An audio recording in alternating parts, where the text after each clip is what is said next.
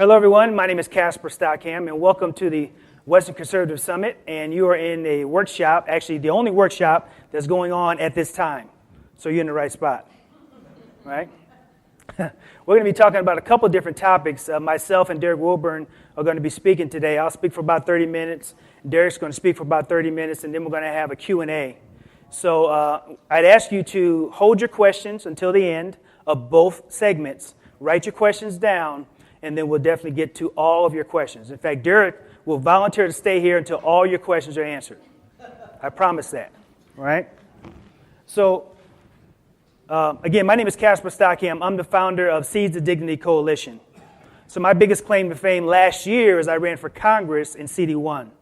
Now, I lost that battle. However, I had a campaign strategy during my run, which was planting seeds of dignity.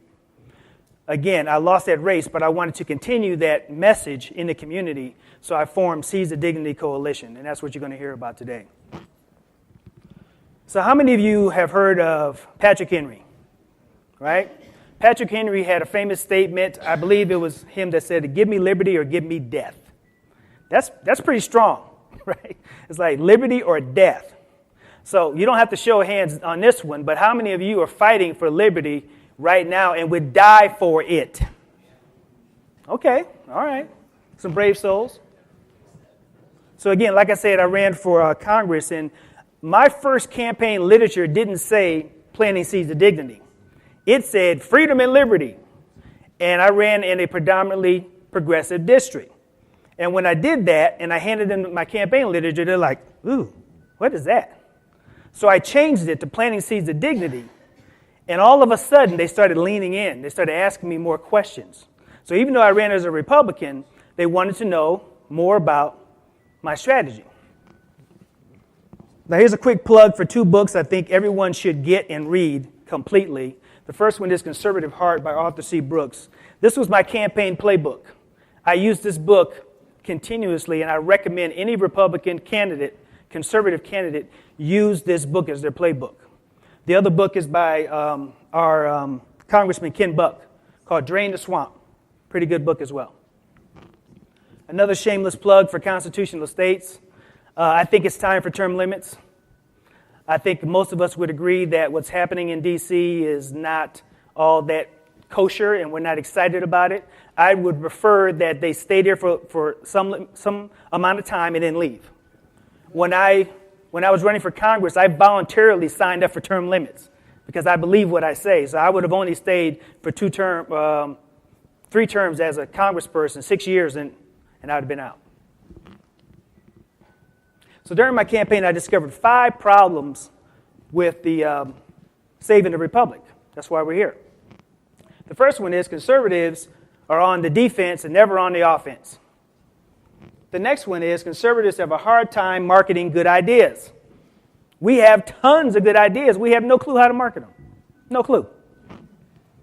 Conservatives have a hard time winning debates. As soon as they pull out the race card or whatever card they pull out, we back out and we're done. We have a hard time staying in that debate.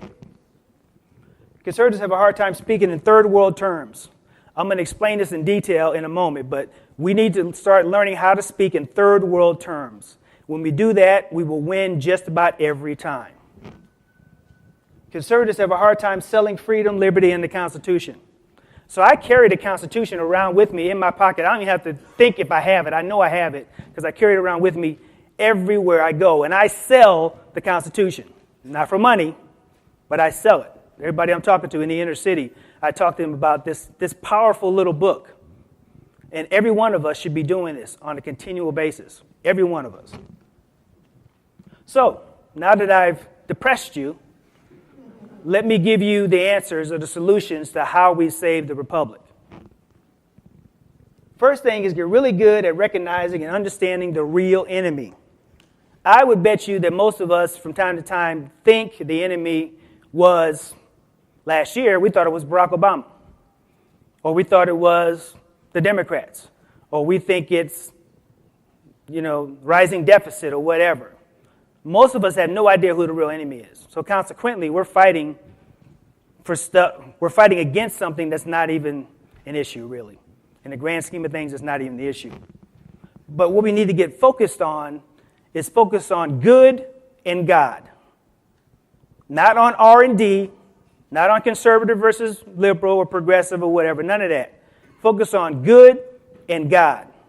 If it's good and if it's of God, then focus on that. Forget about all the other stuff because it's just a smokescreen. They're just using that to keep us fighting back and forth. Now, understand, I would talk to millennials in Denver, and by the time I was done with 90% of them, they wanted to vote for me, even though I was running as a Republican, because I wasn't going in with the combative spirit of the typical conservative Republican telling, you just need to get a job. You just need this or you just need that. I never went in like that. I went in asking them and listening to what they were saying, and then through our conversation, I was able to lead them to the right decision. Next thing is get really good at sales and marketing and sell with love. Now, sell stands for, it's an acronym. It stands for share when you can.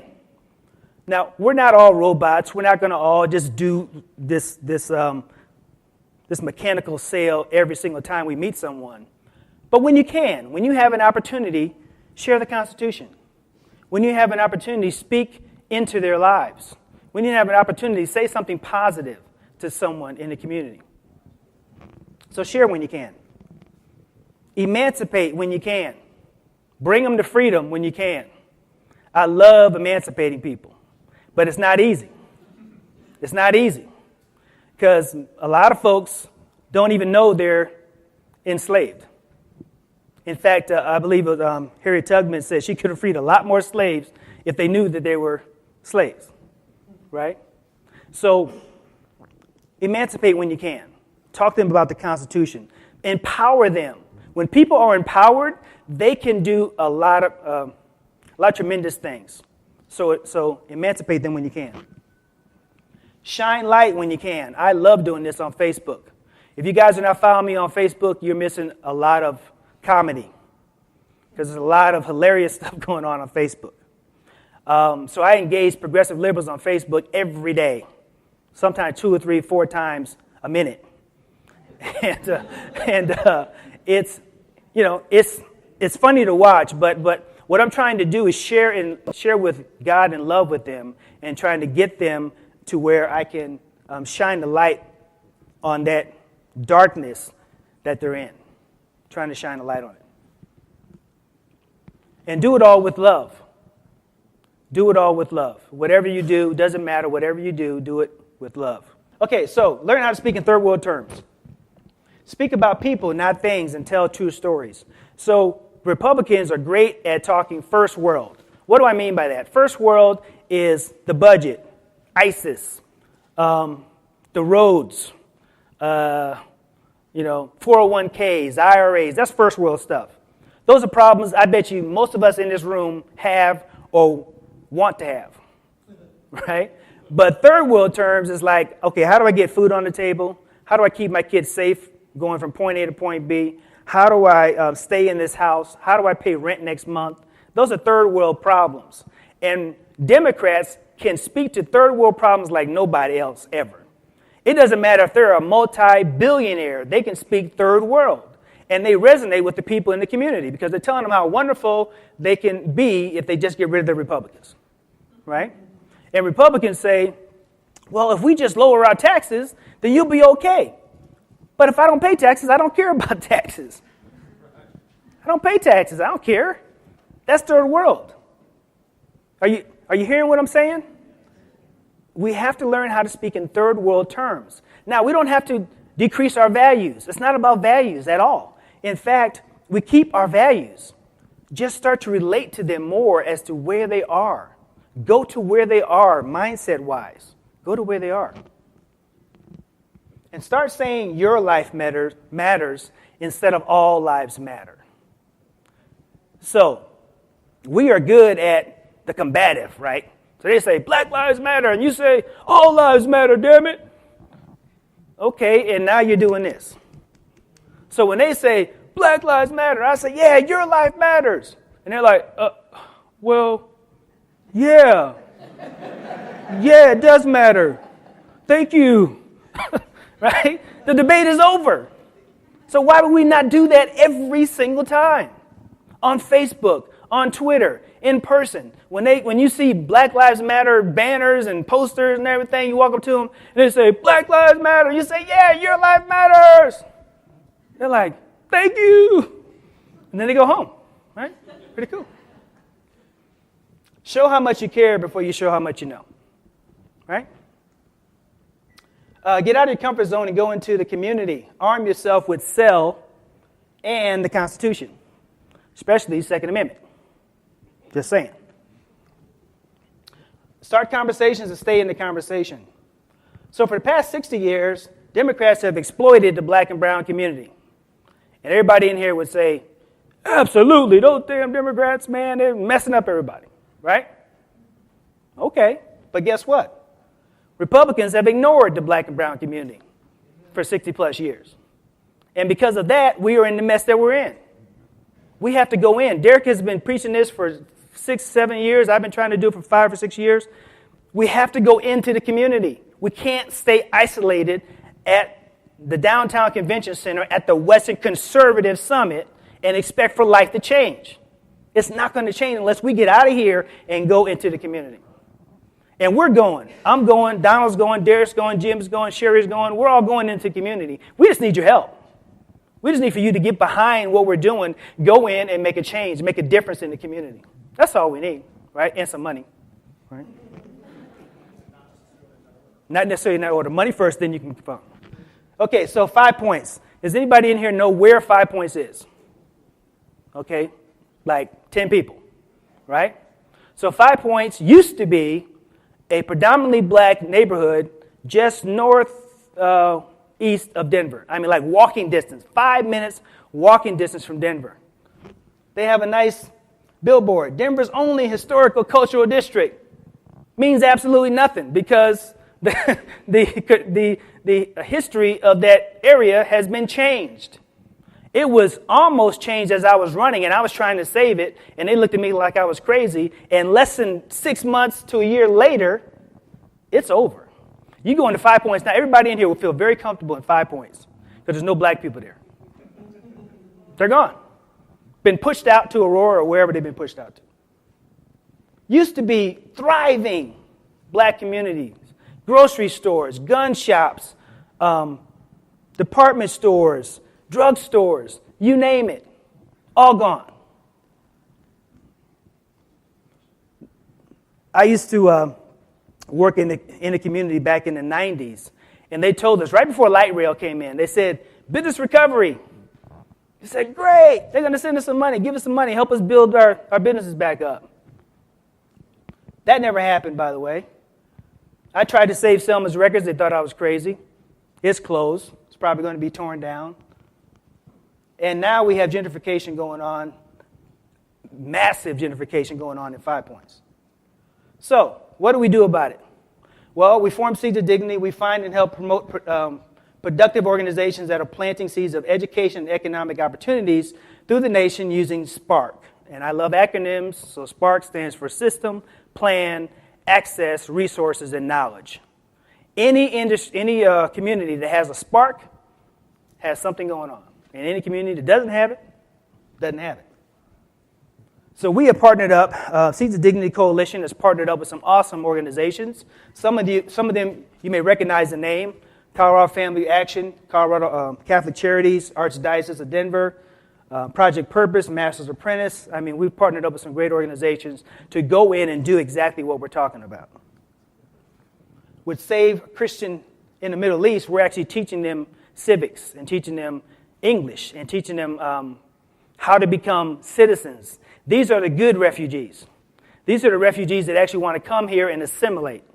And I would say, I've never talked to a Republican that didn't want people to come legally into the country and assimilate.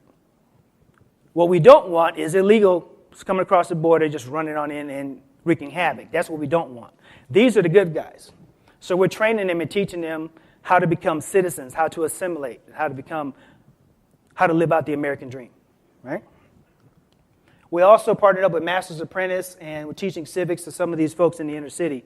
And These young men were trying to be funny, and they had gang signs and stuff flashing.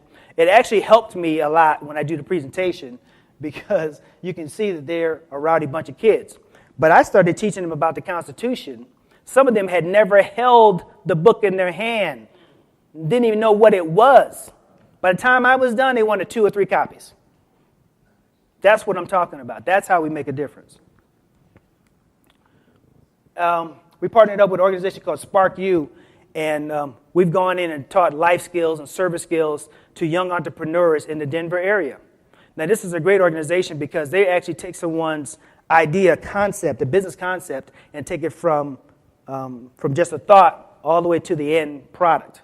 And then they have investors lined up ready to, it's like a little mini Shark Tank kind of deal. So they have investors lined up to potentially invest in that new product or service. And then Project Purpose. So do any of you know, or did you know that there is a school to prison program going on in the United States? School to prison program, anybody? And you're saying, what is that? What that is that the school system has figured out that it costs money to try to deal with kids that have ADD or all these special challenges. So instead of doing that, what they do is they put police station in the school. And when the kid acts up on the playground, in the classroom, in the hallway, wherever, they just have the officer come and arrest them, handcuff them, and take them down to the station down the hall and book them and then take them away. Because the school says, look, I either want to, or no, they say to the student, you either learn or you go to jail. You either behave yourself or you go to jail. That's what's going on. So Project Purpose is going in, and we're trying to deal with this before they get to jail. We're dealing with these young people before they get to jail. There's an organization right here at this summit. I love this organization, but what they're doing, I just saw this last night. They're working with prisoners who've been in prison, and now they're helping them get an education and helping them get skills so that they can become good citizens after they get out. Nothing wrong with that. Absolutely nothing wrong with it. But help me on this. Don't we want to help the kids before they go to prison? Then why are we spending millions of dollars on prisoners and not on our youth? Not on the kids? How is that even possible? No money, but yes, we're going to spend millions of dollars on. Again, I think we should do that. But I'm saying, if I have an option, I want to do it before they go to prison, not after. So we have skills assessment that we do. We have a licensed individual that goes into the home and finds out the learning style of the student. Schools don't have time to do that.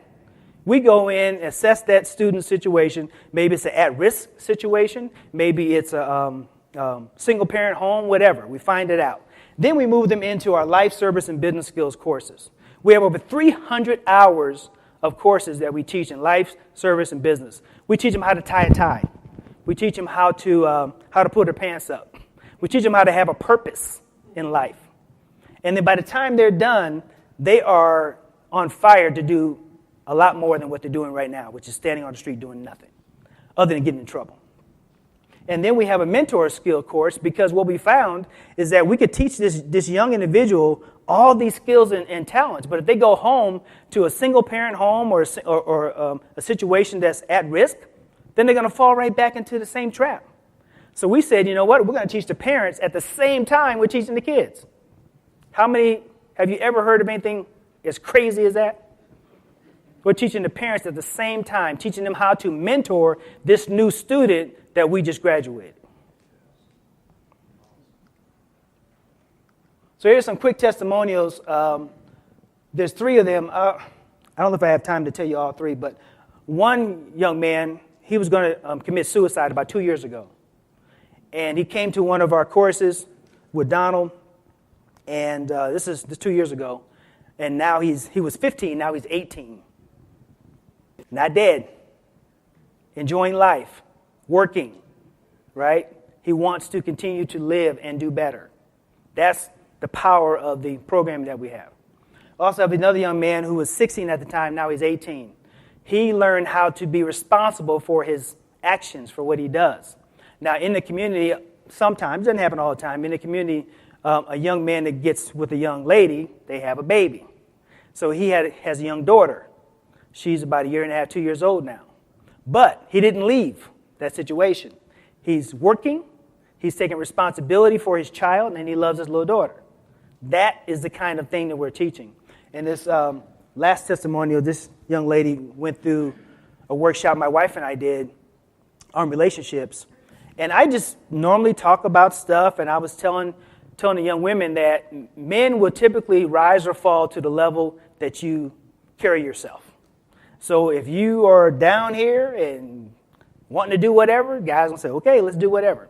But if you hold yourself at a higher level, then a guy, if he's a good guy, he's going to have to rise up to that level. Right? I say that all the time. We got a survey, wrote, and this young lady left. I have no idea what her name is. I don't know what she looks like. One of these times I could be doing this talk and she'll stand up and say, that was me. Right?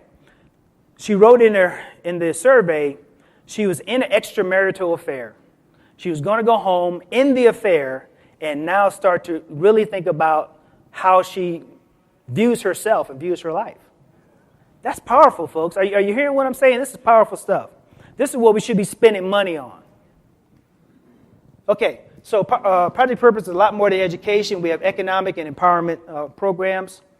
This is a snapshot of the 5 organizations that are going to take this as a template and go into every major city we can.